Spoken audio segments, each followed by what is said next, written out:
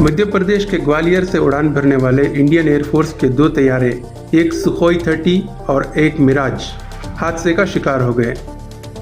Sukhoi 30 में सवार दोनों पायलट बच निकलने में कामयाब हो गए, जबकि मिराज में सवार पायलट की मौत होने की इतलात मिली हैं।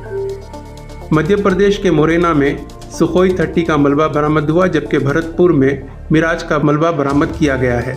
इस मामले की एयरफोर्स हुक्काम और दीगर एजेंसियों की तरफ से जांच शुरू की जा चुकी है।